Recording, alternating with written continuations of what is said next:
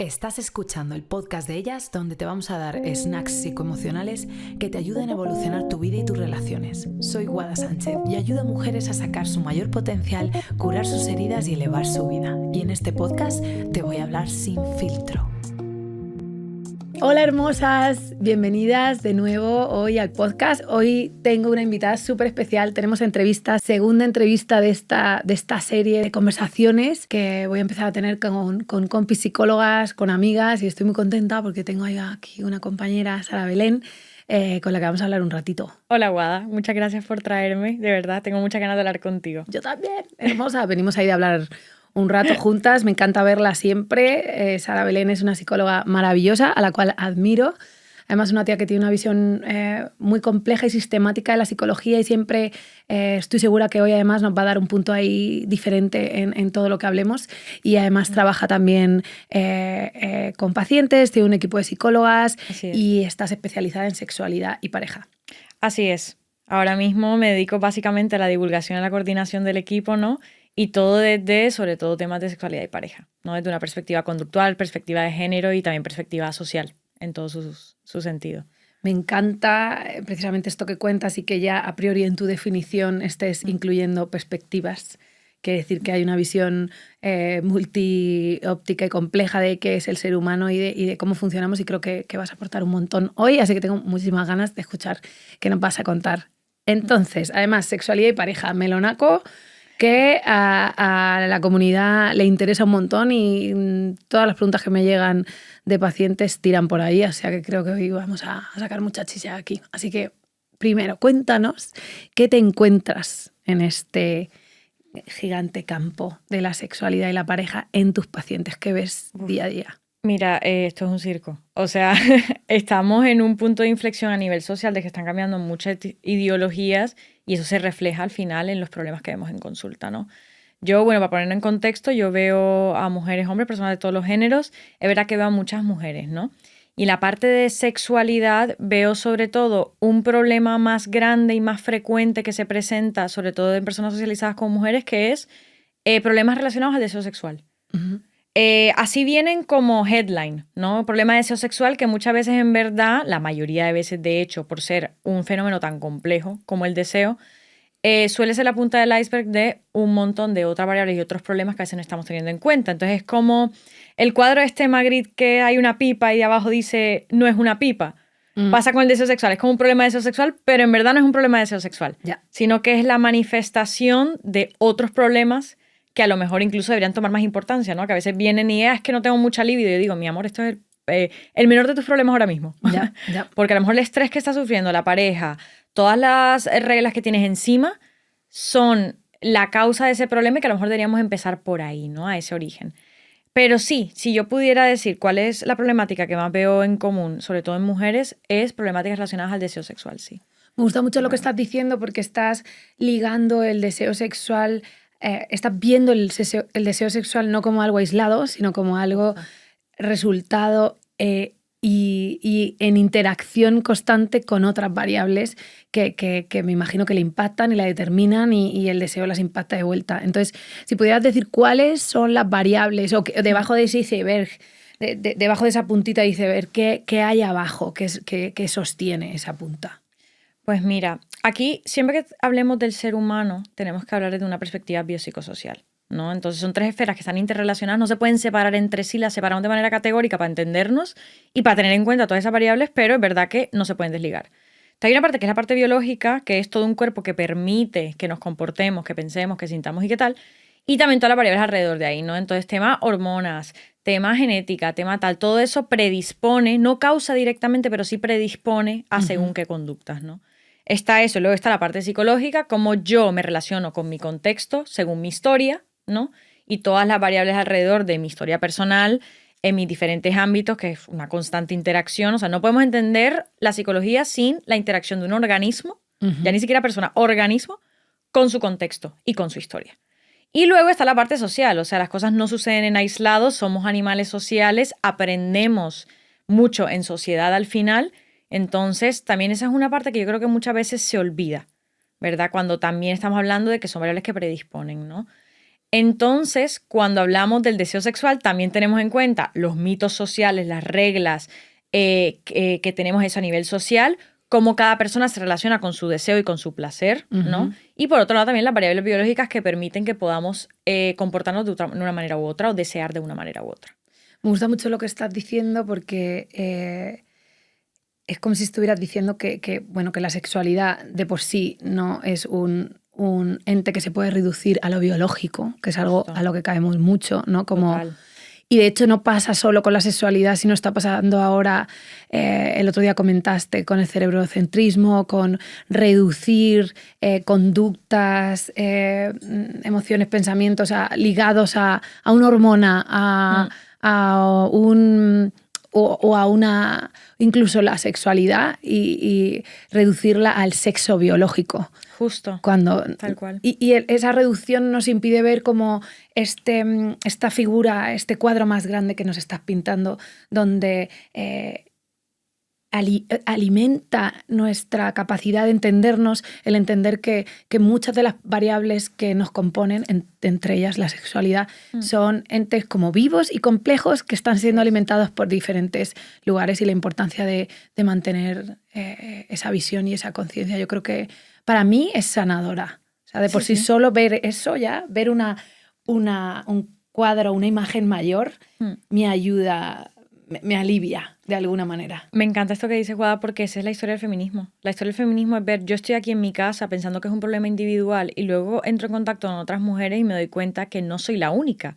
Y es a la vez abrumador, pero también alivia, ¿no? Sí. Entonces creo que a muchas mujeres nos conecta eso, ¿no? De que cuando hablamos con otras mujeres nos damos cuenta que nuestra experiencia individual, lo que nos han vendido como un sufrimiento, un problema psicológico individual, aislado, en verdad también nos atraviesa un montón de interseccionalidades, esto a nivel social, y una es la variable de género, ¿verdad? Entonces, sí, o sea, como que no se puede perder esa perspectiva, porque si no, no es psicología, básicamente. Me encanta que la pongas como un must, como un tenemos que, porque creo que reducir la psicología a una variable es no entender o ignorar otras partes de un sistema muy complejo, que somos los humanos, que somos bien interesantes y por culeros y jodidos, pero bonicos, por otro lado. Y conforme estás diciendo eso, pienso, cuando conectas con otras realidades y con otras mujeres, incluso cuando se viaja, ¿no? Que conectas con otras culturas, con otros ojos, con otras maneras de ver la vida, o cuando empiezas a ver tu sexualidad, por llevarlo al mismo sitio también, de una manera más compleja, aparece ese alivio y a la vez una pequeña frustración, porque muchas de esas cosas no están bajo tu agencia. Ya. Y ahí entra pues, la fuerza de algunos contextos sociales que son determinantes y que no siempre podemos cambiar al instante. Pero de nuevo, siempre lanzarle la pelota a la cancha de las personas y un poco tener la responsabilidad en nuestras manos de que sí hay unas variables y unos factores en los que sí nos podemos, de los que nos podemos encargar, y ahí es donde trabajamos nosotras, ¿no? Ahí es donde entramos ahí, hey, venga, la función del psicólogo, ayudarte a encontrar esos sitios para poder desatascar lugares. Vale, dentro de todas estas variables, me encanta porque has pintado de nuevo un cuadro muy amplio. ¿Cuál dirías que son las que más te llaman la atención? O cuéntame así un par que destacarías. Claro. Bueno, mira, con respecto al deseo sexual hay muchas, ¿vale? Sobre todo, y enfocándome en el tema mujeres, porque es lo que más veo, ¿no? Es verdad que veo que hay mucho que tiene que ver con... a las mujeres se nos enseña que podemos desear a medida que somos deseables, ¿verdad? Y nos enseñan que somos deseables según la mirada masculina. Y esto depende de lo que la época concreta quiera vender, ¿no? Por ejemplo, al final tenemos que tener en cuenta que la industria de la belleza y de la estética es una industria, ¿no? Y dentro del capitalismo tiene que vender, entonces tiene que crear necesidad para vender. Entonces te tienen que decir, vale, tú para ser una chica deseable tienes que ser así. Por ejemplo, vale, que el estándar ahora mismo es ser delgada, europea, tal, no sé qué. Y entonces te venden cosas para tú llegar a ese estándar, ¿no? Y una vez llega a ese estándar, o mayoría llegamos a ese estándar porque es lo que nos han vendido, ¡pup!, cambia el estándar para poder vender otra cosa, básicamente, ¿no? Y sobre todo porque las mujeres se nos define mucho nuestro valor en esta sociedad en concreto, capitalista y patriarcal. Siempre se nos va a vender desde nuestra belleza, ¿no? Lo que importa al final es que seamos bellas y ya luego, si te quieres ser inteligente, graciosa o lo que sea, va después, ¿no? Porque esto es un problema, porque al final nuestro deseo, nuestra capacidad de experimentar placer sexual en particular y placer en general, muchas veces se ve ligado a la estética. Es decir, parece que tenemos que llegar a un estándar estético para permitirnos desear, básicamente, para permitir algo tan simple del ser humano que es el puro hedonismo, ¿no? Y esa capacidad de, y tú lo has mencionado en algún momento, de jugar, ¿verdad? Porque al final el deseo y el sexo en general no deja de ser jugar, fluir, ¿verdad? Tenemos demasiados ámbitos en la vida con debemos ser, no tenemos que levantarnos a esta hora en la mañana, tenemos que sacar al perro, tenemos tantas obligaciones que en algunos ámbitos también se nos cuelan esas obligaciones, ¿no? Entonces el deseo sexual, por ejemplo, tienes que desear mucho o no puedes desear mucho porque si no eres una puta, por ejemplo. Ya. O tienes que tener sexo con tu pareja 3 veces a la semana, porque siempre me dicen 3 veces. Yo no sé dónde sacaron ese número. 3 veces a la semana para salvar la relación y yo, ¿por qué? ¿De dónde coño se lo sacaron? En fin. Porque si no, la relación se deteriora. ¿Según quién? ¿No? Entonces empezamos a meter un montón de tiene que ser de esta manera y nos estamos cargando algo que tiene que ser libre. O sea, si hay un tener que ser en el deseo, es que es libre ante todo. Como en cualquier ámbito que conlleve placer. Entonces yo creo que las mujeres en general siempre nos dicen cómo debemos ser en un punto, ¿no? Desde muy pequeñas. Y esto también se traslada en el deseo. Tienes que ser de esta manera, tienes que desear de esa manera, no tienes que desear mucho, o al contrario, tienes que desear mucho para ser más libre y más empoderada. Y así. Entonces ahí se empieza a meter deberías en un ámbito donde no debería haber deberías. Ya, básicamente. Ya. Me encanta lo que dices porque es como que esa presión o esa variable de lo social, es decir, del contexto social en el que estamos viviendo y la cultura en la que vivimos, tanto estética como a otros niveles, acaba dejando poco espacio para la autenticidad o para conectarnos con nosotras mismas y cómo esto influye en la capacidad de fluir en el momento presente. Tanto que se habla ahora de la meditación y la atención plena, parte de la esencia de eso es estar presente ahora. Total. Y aunque se relaciona mucho al momento a las prácticas más espirituales, creo que este cliché inconsciente de que la meditación o la atención plena es ese momento de que me pongo yo mis inciensos y mis cosas, pero la atención plena yo la puedo tener follando. Totalmente. O sea, yo puedo estar ultra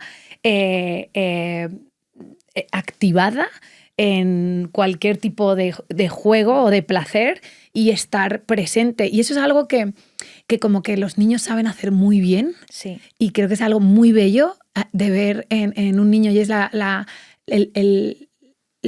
cómo fluye la energía de rápido, el feedback. Es como si fuera una máquina que tiene un feedback muy, muy efectivo. Sí. Y entonces el cuerpo le está diciendo, quiero esto. Y llora sin pensar, ay, estoy en medio de un restaurante, aquí no se puede llorar. O sea, y río y ese sin filtro. Y entonces me llama mucho la atención que menciones esto y te diría, o sea, ¿en qué momento se nos ha olvidado jugar? ¿En qué momento a los adultos se nos ha olvidado jugar? Cuando se nos meten todos los debería ser de esta manera, de manera arbitraria, ¿no? ¿Qué pasa? Los seres humanos nos reímos por sensaciones o por reglas. Una de dos, ¿no? Todos los demás organismos se rigen por sensaciones. De hecho, y nosotros en algún momento, nuestros antepasados se regían solo por sensaciones porque no tenían ese lenguaje complejo que tenemos ahora. Los monos también se rigen por jerarquía y por reglas no habladas. Sí, eso es un melonaco guapísimo. Claro, es que eso lo permite el lenguaje. Pero nuestro lenguaje, al ser tan complejo, eso nos da un montón de cosas buenas, ¿verdad? Pero también nos dan un montón de deberían ser, ¿no? Entonces, cuando empezamos a aprender lenguaje ya mucho más complejo, se empiezan a meter más los debería ser, ¿no? Entonces yo creo que ahí se nos olvida jugar. Y viene bien tener reglas de vez en cuando. O sea, no siempre tenemos que ser amebas, ¿no? Pero porque yo qué sé, la disciplina que es tener reglas, ¿no? El trabajo que es tener un montón de reglas. Que tú tienes la regla antes de las 7 de la mañana, aunque no quieras en ese momento y tengas ganas de quedarte en cama, pues eso nos viene bien, tener según qué reglas, ¿verdad? Pero en el deseo sexual no funciona así. O sea, en el placer sexual no funciona de esa manera, ¿no? Porque en todo lo primitivo, en todo lo que está tiene algún componente hedonista, pasa mucho con la comida también. Tener tantas reglas, al final te cargues como la base de lo que... Es el placer. Justo. El objetivo de tener relaciones sexuales, que muchas veces la gente lo mete mucho por lo biológico, es reproducirse. La mayoría de personas que tenemos relaciones sexuales con otras personas estamos evitando activamente reproducirnos. O sea, la gran mayoría de veces no queremos reproducirnos. No, si la mayoría de veces lo estamos haciendo por placer, precisamente, ¿no? Entonces, yo creo que efectivamente se nos olvida jugar, dejamos de jugar y eso nos viene bien para algunas cosas y en algunos ámbitos porque hay que crecer y tenemos un sistema que está organizado y tal, pero por otro lado sí nos está causando muchas frustraciones y mucho a nivel sexual. Me gustan mucho dos cosas que dices. Una es entender la sexualidad bajo un paraguas más grande, que es el del placer y nuestra capacidad para conectar con el placer en general. Y creo que esto es un melonaco. Yo creo que una de las terapias que más está demostrado que tiene efectividad, de las menos populares y que creo que deberíamos de prescribir más, es jugar. O sea, ¿has jugado esta semana? O sea, jugar, conectar con el placer, ¿no? Sí, ¿Has total. conectado con tu placer esta semana? ¿Has tenido momentos de hedonismo, es decir, presente con algo que me trae disfrute porque sí, esta semana? Y ver la sexualidad como una pieza dentro de esa capacidad que tenemos tan necesaria y tan divertida y que nacemos con ella, que me gustaría recordar y un poco decirle a todas las que están al otro lado que recuerden, o sea, que se han olvidado porque todas sabíamos. Todas nacimos cagándonos, llorando y riéndonos sin filtro, como este podcast, Maravilla sin filtro forever. O sea, el poder volver a conectar con una misma sin filtro, yo creo que es una de las cosas más liberadoras. Me gusta mucho ese concepto. Y luego lo otro que has dicho es la función que tiene la estructura. Es decir, que todos esos deberías de o tendrías que suenan fatal, pero están mencionando, tiene su función, están ahí por algo. Entonces te preguntaría un poco para que podamos conectar con los dos lugares y empatizar con el por qué están ahí ciertos sitios. ¿Qué nos ha traído desde un punto de vista evolutivo ese tienes que o debes que? ¿Por qué está ahí? ¿Qué hace ahí? Nos quieren organizar. O sea, básicamente mantener una estructura para mantener todo organizado, ¿no? Porque si no tenemos orden... ¿Cómo así? O sea, nos están organizando porque si no tenemos orden, ¿qué pasaría? Pues no lo sé. Pues no lo sé. Claro, porque al final yo solo he concebido, al final el ser humano me ha concebido una vida con orden, entonces... Sí. Claro, imagínate, ¿cómo sería una vida de 7 billones de personas sin orden? Ya, es que no... Caos máximo. Ya, es verdad. Y eso inicia, bueno, me imagino, en grupos más pequeños, ¿no? ¿Qué pasa en un grupo de 15, 20 neandertales o lo que sea? Hace poco estuve en el Museo Antropológico de México, que empieza todo el museo guapísimo con eso, con los homos, los diferentes homos, y cómo el Homo sapiens fue al final el que sobrevivió por social. Qué heavy, claro. Entonces, y me gusta un poco como ver la función de aquello que me está jodiendo también, ¿sabes? No, es que todo tiene una función. Hay que tenerlo en cuenta, aunque te joda. Sí. ¿No? Sí. Qué cool. Entonces, y plantearnos cuando esa función ya no me sirve. Justo. Ok, ahora esto sí, esto tiene su función, el orden, hay una parte de mi vida que probablemente sin él no sería funcional, pero es esta estructura, estas cajas cerradas funcionales para mí, desde o sea, viviendo mi sexualidad o respondiendo desde el punto de vista de la sexualidad. Claro. Oye, mira, me gusta mucho que me digas esto porque yo esto lo veo mucho en consulta, por ejemplo. Consultante que, por ejemplo, tiene relaciones sexuales, aunque no tenga muchas ganas, porque sabe que esa es la manera de evitar una pelea con su pareja. Por ejemplo, eso tiene una función, ¿no? Eso tiene una función, pero ¿qué pasa? Cuando tú tienes, por ejemplo, sexo sin ganas, la gente cree que te va a venir las ganas. Y pasa lo contrario. Es como cuando comes algo, aunque te guste mucho, pero lo comes y estás asqueada, lo que va a hacer es que la próxima vez no quieras comerte eso que te has comido. Yeah. Lo mismo pasa con el deseo sexual. De hecho, el deseo sexual se parece mucho a la comida. O sea, podemos hacer como muchos paralelismos, de hecho. Entonces, por ejemplo, en este tipo de casos que pasa un montón, después eso desemboca en una falta de deseo sexual, pero el problema no es que tú tengas poco deseo, porque en verdad tú puedes tener poca ganas de interactuar sexualmente y eso no es un problema en sí mismo, ¿verdad? El problema es que tú tienes una dinámica de pareja donde si no hay relaciones sexuales hay una pelea. Entonces, ahí te está generando una presión que hace que tú desarrolles unos mecanismos como, por ejemplo, tener relaciones sexuales sin ganas para evitar esa pelea que tiene una función, pero claro, a largo plazo no te compensa. Sí. Porque te estás cargando ese hedonismo, precisamente, ¿no? Me gusta mucho esa perspectiva de no solo lo que has añadido, de no solo me pregunto la función, sino la sostenibilidad de esta función. Justo. yo creo que muchas cosas de las que hacemos o vemos en consulta que son funcionales. De hecho, a mí me gusta intentar buscar la funcionalidad de toda conducta, pensamiento, emoción o respuesta interna. Pero luego la pregunta es, ¿esto me es sostenible si yo esto lo llevo a largo plazo y en línea con mis objetivos? Por ejemplo, quiero mantener esta relación. ¿Es sostenible seguir evitando conflictos? Y es que también, disculpa que te interrumpa, Guada, nosotros los psicólogos tenemos que, va a sonar un poco raro, pero volvernos inútil para el consultante. Es decir, que la persona se lleve unas herramientas después de una terapia, ¿no? Que se le lleve para toda la vida y para que sea poco probable que vuelva, ¿no? Sí. Entonces, la sostenibilidad en ese caso es muy importante. O sea, nosotros no tenemos, el bienestar es muy largoplacista muchas veces, ¿no? Entonces tenemos que ver esa sostenibilidad para que las personas puedan llevarse lo que sea de la terapia que están haciendo con nosotras. Sí, me encanta eso. Me encanta la perspectiva de la psicología desde un punto de vista de habilidades que son aprendibles, lenguajes externos o internos que son aprendibles y que al final sean las personas lo menos dependientes de tener que necesitar eso desde fuera y que lo puedan ir integrando para que cada vez pues sean más independientes o funcionales a la larga. Justamente. Esté ahí la misión, la pequeña misión que tenemos. Pequeña. Pequeña. Vale. Estabas hablando de que es otra de las cosas que he mencionado que me ha parecido otro melón y creo que es algo que hemos sentido todas y es que es la gran presión que tenemos las mujeres y los hombres también, pero bueno, la mayoría de nuestras oyentes son mujeres, aunque yo siempre digo que esto puede resonar por los dos lados, de incluso lucir de una determinada manera para poder no sentir vergüenza cuando me desnudo delante de alguien. Uy, sí. Esta es algo que a mí me ha sorprendido bastante de ser sexóloga en la práctica, ¿no? De saber cómo está tan ligado el autoestima a lo físico y el autoestima a lo físico a lo sexual, sobre todo en mujeres, ¿no? Por eso, porque nos han dicho a medida que tú seas deseable, puedes desear. Esto a los hombres les pasa en menor medida porque son socializados de otra manera, ¿no? Pero a las mujeres sí nos pasa de que tú tienes que ser deseable para desear.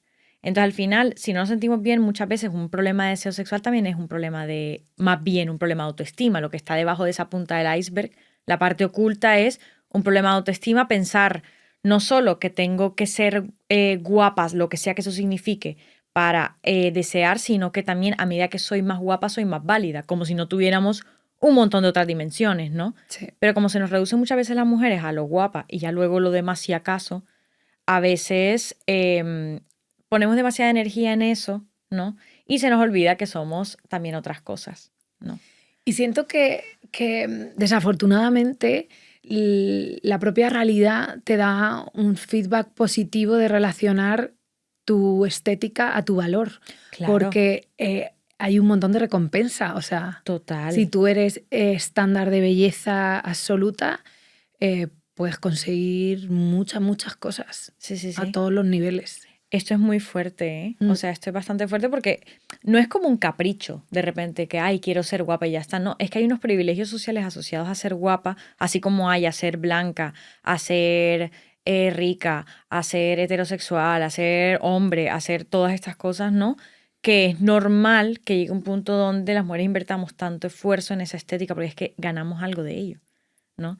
De hecho, antes una mujer no se podía sostener por sí sola. Tenía que ser deseable para los hombres para acceder a recursos básicos. Esto es muy fuerte. Sí. Estaba hablando estoy hablando de mi madre, mi abuela. Sí. Nosotros somos la primera generación de mujeres que podemos vivir. Yo vivo sola en un piso. O sea, esta es la primera vez que yo puedo hacer eso porque soy la primera de mi linaje. Hablemos de los Bridgerton, ¿no? O sea, me estás diciendo esto y me está viniendo todo el flashback que yo cuando vi la serie dije, ¿podemos hablar más de esto? O sea, todo un sistema social que está basado toda tu vida en que te prepares primero para encontrar un hombre. Total. Entonces, como que me da igual lo que sea, porque está bien que haya gente que se quiera casar, gente que... De hecho, yo me caso el año que viene. Sí, pero por la fiesta. Por la celebración, por el placer. Para conectar con el placer y con la diversión. O sea, que da igual lo que hagas, que todo está bien. El problema es que solo haya una opción. Claro, porque como somos diversos...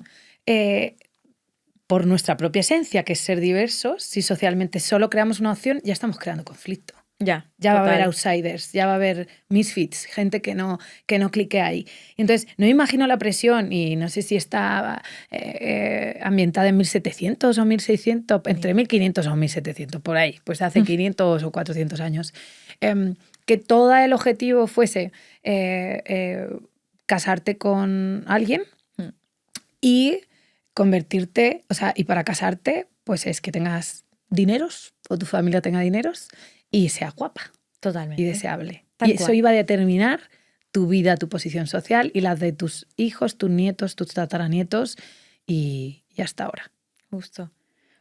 Y esto suena muy, sí, eso está ambientado hace un montón de siglos, pero esa carga histórica la tenemos, Sí. las mujeres. Muy heavy a día de hoy. Entonces, aunque ahora mismo yo técnicamente no necesite eso, sí es verdad que todavía está asociado a muchos privilegios y eso no lo podemos negar, ¿no? Y por otro lado, también hay una carga histórica de un aprendizaje que yo he mamado y que ha mamado mi madre y mi abuela y ¿no? Entonces sí hay una carga bastante grande. Por eso volvemos a lo mismo, la perspectiva social no se puede desligar. No se puede desligar, no es súper necesaria. Y de hecho yo te preguntaría, o sea, ¿hay alguien que no... ¿Hay alguna mujer que quiera 100% cada parte de su... O sea, bueno, nunca hay que buscar los extremos. Que está a gusto con su cuerpo en general. ¿Qué porcentaje de mujeres está a gusto con su imagen? Lastimosamente un porcentaje muy bajo. Muy bajo. Y no solo el problema es ese, Guada, yo también diría que eso cause mucho sufrimiento, ¿no? A veces pensamos que el empoderamiento va a venir de yo sentirme súper guapa y súper tal. Y yo creo que el empoderamiento viene de no valorarme en función de lo guapa que me sienta. O sea, no es tanto el objetivo sentirme más guapa, sino que cada vez me importe menos mi físico porque soy más cosas, ¿no? Porque a los hombres tú ves, por ejemplo, los Avengers. Los Vengadores, tú ves que hay un montón de tipos de ser hombre, ¿no? Hay uno que es el fuerte, otro que es el inteligente, otro que es el líder, otro que es el gracioso y luego la mujer, que es la guapa. Ya. Entonces, a nosotros no nos presentan todas esas dimensiones, sino que siempre está la guapa. Ya. Pero ¿dónde está la guapa y graciosa, la guapa e inteligente, o la inteligente y ya está? O sea, que no se nos educa a pensar en nosotras como seres multidimensionales, sino como seres estéticos, ¿no? Entonces muchas veces yo digo, claro, es que la idea es que nos importe cada vez menos nuestro físico y que sea menos nuestro físico lo que condicione otras áreas de nuestra vida. Esto es muy fácil decirlo. Eso te iba a decir. ¿Cuándo? ¿Me cuentas cómo lo hacemos? Sí, claro, totalmente. O sea, primero hay que empezar desde fuera, porque no puedes decir, no, quiérete a ti misma. Vale, ¿cómo coño lo hago? Si la sociedad me está diciendo que yo tengo que ser así, ¿no? Y yo puedo incluso quererme, que esto es algo que me gusta recordarle a mis pacientes, que el quererse a una misma no es una casilla a la que llegas, que es estática y para en el momento que la tocas, sino que toda experiencia interna es dinámica. Total. Y cambia como el clima y el tiempo y la temperatura. Y va a depender de aquello que me está pasando y aquello de lo que me estoy acordando y con quién me estoy relacionando. Y yo puedo quererme y que no me gusten mis piernas. Por ejemplo. Entonces, exacto. El tema de la estética, ya la movida es que si no me quiero y además no me gustan mis piernas, cada vez que me conecten mis piernas tengo menos soporte para apoyarme. Ya. Justo. Si yo me quiero, a lo mejor hoy no me veo guapa, pero tengo otras partes de mí en las que otros recursos en los que me puedo apoyar hoy. Pero cuando no hay otros lugares o otros recursos, entonces esa parte estética puede, o cualquier otra parte en la que no me gusto o no estoy contenta conmigo, puede ser más devastadora, o tirarme el día, o tirarme esa semana, o tirarme al suelo un mes. Pero claro, la pregunta es, no sé si he respondido esta pregunta yo a nivel personal. ¿Se puede? ¿Cuál es el camino a que no te importe tu estética? Es que al final yo diría que es, a ver, no te va a dejar de importar al 100% porque vivimos en una sociedad, punto. ¿No? Visual. Total. Pero si tú estás en contextos donde te valoran por otras cosas, ¿no? Porque al final, como nos sentimos, va a depender de nuestro contexto y nuestro contexto depende también de las personas con las que interactuamos. Si yo estoy en otros contextos donde se me valoran por otras razones, por otras cuestiones, a lo mejor también empiezo a valorar eso de mí misma, ¿no? Sí. Por ejemplo, Entonces, si yo frecuento contextos con mis amigas donde no tengo que ser guapa, sino que a lo mejor lo que más importa es que yo cuide a mis amigas, que ellas me cuiden o que yo sea graciosa, ¿no? O en contextos a lo mejor, dale que yo valoro mi inteligencia, en contextos académicos donde importa menos mi físico. Nunca deja de importar el todo, ¿no? No. Lastimosamente. Pero importa lo que digo, cómo hablo, cómo me expreso y me valoran en función de eso, pues a lo mejor yo también me empiezo a percibir a mí misma. La autoestima no es una cosa aislada. Que es como, ay, empodérate sola. No, no, no. Es que yo también me voy a empoderar a medida que me están empoderando, ¿verdad? Entonces es frecuentar los espacios y buscar las interacciones donde salgan a luz esas cosas de mí misma que se valoren, ¿no? Y que vaya más allá de la estética. Difícil muchas veces, no te vas a desligar del todo, pero por lo menos ya te empiezas a ver de manera más amplia, ¿no? Y no unidimensional. Me encanta de nuevo porque estás volviendo a entrar a esa visión multiperspectiva de un Total. aspecto, que en este caso es el autovalor o el autoconcepto, y animar a las personas a que tomen esa visión más multiverso de sí mismas, donde, y me gusta lo que dices y la idea que me está viniendo es descubrir dónde está mi valor, explorarlo y conectar con él. Y por otro lado, conforme me vas diciendo, digo, y aceptar un poco el hecho de que hay cosas mayores que yo, Justo. como la estética, que tal vez no puedo desprogramarme 100%, porque es muy difícil desprogramar la visión de la belleza. Es como decir, me gusta el rojo y digo yo, venga, pues te voy a desprogramar y te va a gustar ahora el lila. Es complicado coger toda esa data informacional inconsciente, automática, o pon la palabra que quieras, donde hace que yo responda de manera automática ante una imagen. Justo. Entonces yo creo que aceptar qué cosas no están bajo nuestra agencia, ¿no? Que volvemos un poquito a algo que vemos mucho en terapia, donde está el locus de control, y que algunas de estas realidades sociales creo que es casi un duelo. Siento que es como si hubiera que hacer un duelo de esto no puedo cambiar, esto es parte de mí, y como entrar en paz. Dime si un poco por lo que estabas contando me está resonando eso, entrar en paz también con lo que con mis partes disfuncionales. Totalmente. También permitirnos ser imperfectas, ¿no? Que poco se nos permite muchas veces, ¿verdad? Y con disfuncional me refiero que yo también entré en esos juicios de estándar Claro. de belleza, en el que yo salgo hoy y si me pongo más guapa y más bella y me dicen más tal, pues me siento que tengo más valor. Es que es casi algo automático, es que es muy difícil salir del lugar en el que si te dicen o te valoran por ciertas cosas, tú sientes que aparece cierto valor ahí interno. Claro, y aquí es importante decir eso, ¿no? De que al final toda conducta tiene un antecedente. O sea, no podemos entender algo que sentimos, pensamos o hacemos sin que haya un antecedente. Y el antecedente siempre viene de fuera. ¿Qué pasa? Después lo interiorizamos, ¿no? Esto es como cuando yo crecí, te hacen bullying en el colegio y te decían que tenías la nariz rara y te vino desde fuera. Pero después, esas 30 años después, tu bully ya no sabes ni dónde está, pero tú en tu cabeza tienes ese discurso de, coño, es que no me gusta mi nariz. Ya, pero ¿de dónde viene eso? ¿No? Todo tiene un antecedente. Entonces hay que ver qué antecedentes nos están perjudicando a día de hoy y han mutado a parecer nuestro propio criterio, ¿no? Como los que dicen, no, pero es que yo me arreglo por mí o yo hago esto por mí. ¿Hasta qué punto es por ti? Porque no puedes tú de la nada crear un gusto. Todo dependerá de los antecedentes, ¿no? Entonces yo creo que eso también, eso te da un poco de miedo, ¿no? Pensar como que soy tan permeable al entorno, pero al mismo tiempo te da alivio. Volvemos un poco a lo mismo de, coño, es que el entorno me ha moldeado de ser de esa manera. ¿Qué parte puedo yo tener esa agencia, esa responsabilidad, aunque yo no haya tenido la culpa? Que es una de las cosas más jodidas de la adultez y de ir a terapia, que es como que mis problemas vienen de cosas externas a mí, pero ahora tengo yo la responsabilidad porque es un mundo difícil. Sí, entonces, porque soy la única que lo puede cambiar. Exacto. Sí, eso es una putada. Sí. Otro pequeño duelo ahí de la vida, ¿no? La vida son muchos duelos. La vida son muchos duelos. Es pérdida todo el rato, es que sí. Y mucha diversión, que en realidad este podcast va sobre el placer y la rebustera.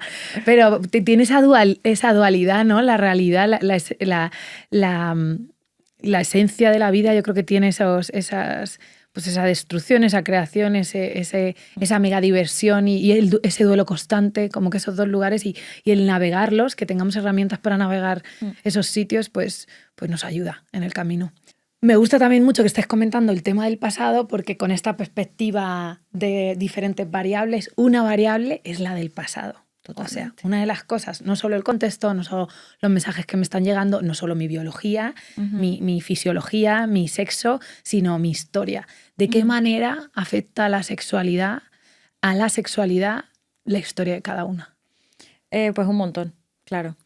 También, como al final el placer, en general el placer sexual en concreto es juego, si a las mujeres nos invitan menos a jugar, ¿no? Y nos invitan menos al placer, pues es normal que no tengamos todo este bagaje de las cosas que nos gustan o no, que esto pasa mucho. Yo lo veo mucho en consulta de chicas que yo les digo, bueno, ¿qué te gusta a nivel sexual o en general? Y no saben.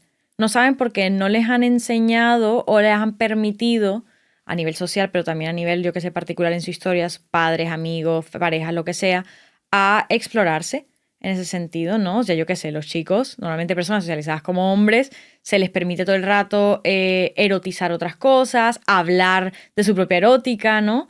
Desde otras presiones, pero bueno, esa en concreta no la tienen y a nosotras no. Tenemos que ser calladas, tenemos que ser tal. Entonces llega un punto donde no se nos motiva a explorarnos sexualmente porque somos unas guarras y eso implica algo malo, tal, no sé qué. Me encanta eso que estás diciendo. ¿Cuáles serían los mensajes más dañinos o disfuncionales que crees que hemos escuchado las mujeres sobre nuestra sexualidad, sobre cómo debemos vivir la sexualidad y el placer? Hay una dualidad ahora mismo, Guada, porque hay una cosa como muy histórica de no te puedes explorar sexualmente, tienes que proteger tu flor, cada vez que entregas tu flor te estás devaluando como si fuéramos un objeto en el mercado. Si te das cuenta son las mismas lógicas lo que está rigiendo, ¿no? Pero por otro lado, por ejemplo, hay una sexualidad muy New Age que es un poco problemática porque ahora nos venden la libertad sexual como en parámetros de cantidad. O sea, ahora tenemos que follar mucho, tener muchos orgasmos, tenemos tal. Entonces, ahora mismo están convergiendo estas dos ideas de no hagas nada porque si no eres una guarra, pero por otro lado, empodérate, pero bajo el estándar que yo digo que es empoderante, que es hacer mucho. O sea, ahora tienes que desear mucho, pero al mismo tiempo te están diciendo que no tienes que desear nada, entonces ¿a cuál le presto atención? Entonces ahora mismo yo creo que estamos en un punto histórico que a lo mejor no sé si se había visto antes, yo tampoco llevo muchos años viviendo como para saberlo, pero donde hay muchos mensajes contradictorios, básicamente. Entonces creo que tenemos mucho esas ideas. Entonces por un lado no nos han enseñado a explorarnos y ahora de repente esta era New Age nos están exigiendo que nos exploremos un montón, ¿no? Pero para llegar a otro estándar, a otra cárcel, ¿no? Porque nos están diciendo sé libre y haz lo que se te dé la gana, porque a lo mejor libertad sexual también es que yo un día no quiera follar con mi pareja y yo le pueda decir, oye, hoy no quiero y que no haya consecuencias negativas por eso. Eso también es libertad sexual, pero eso no lo tienen en cuenta, ¿no? Sino que la libertad sexual tiene que ser bajo el nuevo estándar que te pone la sociedad. Que además es un poco contrario, y esto suele pasar mucho cuando has reprimido algo. Cuando tú pones a un animal dentro de una jaula, bueno, depende de qué animal, pero vamos a usar uno que corra, así para que funcione la metáfora. Yo abro la jaula y va a salir escopetado para el otro lado. Entonces, muchas veces pasa que cuando hemos reprimido algo, cuando sale y cuando se empieza a abrir hueco, porque mucho de lo que dices a mí me resuena ser pequeña y que no hubiera ningún tipo de conversación, ni de libertad sexual, ni de espacio más grande que una cajita muy pequeñita donde había ciertas cosas que había que seguir, que era no ser promiscua, no estar con mucha gente, como tú dices, cuida tu flor, esto no es algo que... Y luego muy poca conversación entre amigas, mucho secretismo, muy poca educación sexual, tanto en las instituciones como a nivel social, a nivel como informal. Y que de repente, cuando esa caja se ha abierto, hayamos tirado un poco hacia el otro extremo. ¿Cuál es el punto medio? ¿Cuál es el lugar que estamos buscando como alternativa a ese? Muy buena pregunta. Al final el punto medio es lo que sea, no tanto el punto medio, porque podemos estar en cualquier parte del espectro con tal de que sea sostenible y coherente con nuestros valores y nuestra historia. Exacto. Y que venga desde hago esto porque me añade placer y no porque estoy evitando un malestar. Muchas veces, ¿no? Entonces, al final, yo creo que la sexualidad va a ser cada vez más sana a medida que nos estemos riendo por placer. Y eso dependerá de cada persona. Eso, la frecuencia, todo eso dependerá de cada persona, ¿no? O sea, que al final es que cada uno poniendo esa mirada interna hacia adentro, según su historia, su cultura, dónde está, Sí. pueda descubrir y construir Justo. cuál es la sexualidad, qué le funciona a esa persona según su autenticidad y quién sea. Tal cual. Algo que me gustaría que cerrásemos con esto, conforme estás hablando de esto y conforme estamos hablando de las diferentes cajas que hemos tenido, es que parece que como siempre está ese mensaje de qué hay que ser, o la promiscua, o lo contrario, como que el placer al final se acaba relacionando a la culpa, como si si siempre estamos haciendo algo mal. Ya. Y cómo la culpa afecta a ese propio placer, que es ese lugar de juego donde no hay tienes que. ¿Qué papel tiene la culpa en todo esto y cómo la ves tú en tus pacientes? Sí, hay mucha culpa, porque claro, nos han dicho cómo no deberíamos estar explorando desde ese placer, ¿verdad? Entonces, la culpa también es una forma de control. Desde siempre socialmente se ha utilizado mucho la culpa. Y claro, la culpa, hacer presión, es incompatible con el placer. Tú no puedes estar presionada y teniendo placer a la vez. O sea, eso es como incompatible incluso a nivel del sistema nervioso, ¿verdad? Entonces, muchas veces hay culpas que no son nuestras, ¿no? Como el ejemplo que te pongo, ¿verdad? Culpas que nos han vendido desde otro sistema de creencias o lo que sea, que ni siquiera están señalando un valor personal, sino algo que me pasó a mí, ¿no? Parte de mi historia, pero que no me está siendo funcional ni sostenible.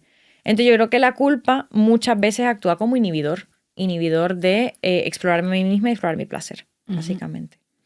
Pues un poco conectando con esta frase que creo que es tan importante y esta realidad que es conectar con mi placer, como ese paraguas más grande que nos conecta con nuestra sexualidad, con nuestra capacidad de jugar, con reconectar con nuestra niña interna y esa cosa que sabíamos hacer también, que era reír y fluir a momento real con lo que sentíamos. Justo. ¿Y qué les dirías a las mujeres o a quien esté ahí escuchándonos, o qué pregunta les harías para que les ayude a conectar con ese placer? Pues mira, yo más que preguntar y reflexionar, que a veces nos ponemos a reflexionar, yo les diría experimenten. Experimenten y abran la mente a experimentar en diferentes modalidades sensoriales, ¿no? ¿Qué me gusta a mí? Más que ponerte a pensar qué me gusta, voy a experimentar cosas a ver qué me va gustando para empezar a jugar, a moverme según mi sensación, ¿no? Entonces, yo qué sé, voy a ver qué olores me gustan, qué cosas me gusta tomar de comida, ¿no? No porque tengo que comer estos ciertos gramos de... No, ¿qué te gusta, no? En ese sentido, ¿qué te gusta ver? ¿Qué te gusta sentir? Y trasladarlo también a la erótica, ¿no? ¿Qué te gusta dentro de todas esas modalidades sensoriales? ¿Qué fantasías tienes? Prueba, mira, tal, ¿no? O sea, yo creo que es más a descubrirse experimentando, porque no nos enseñan a experimentar. Entonces, yo diría, experimenta tu placer en general y en particular también el sexual. Me contabas antes justo que has visto algunos pacientes donde te dabas cuenta que no hay hueco para el placer, ¿no? Que ni siquiera, ¿cómo va a haber placer erótico si ni siquiera estás disfrutando de un café, ¿no? Total. Entonces, que la gente pueda plantearse qué papel tiene el placer en mi vida. Y luego me encanta lo que estás contando, que no nos quedemos en la pregunta de la reflexión, sino que demos ese paso experiencial que nos conecta con la sensación, pues con la sensación de placer, que es algo que muchas veces viene con el movimiento y con ponernos ahí fuera. Pues Bonica, qué gusto hablar contigo. Encantado, me encanta mujer. este tema. Y me encanta, o me quedo con el placer como lugar interno, como lugar en el que interactuamos con los demás, que es una de los cimientos y de las columnas del bienestar total. Totalmente. Gracias, Wada. Gracias, Bonita. Muchas gracias. Bonicas, pues mil gracias por estar aquí. Espero que os haya ayudado mucho el podcast a conectar con esa parte de vosotras y a desarrollar esa mirada multiverso de quiénes sois y de qué influye en vuestra vida, en concreto en la sexualidad. Os veo muy prontito y mil gracias por estar aquí y nos vemos muy pronto con más snacks psicoemocionales sin filtro.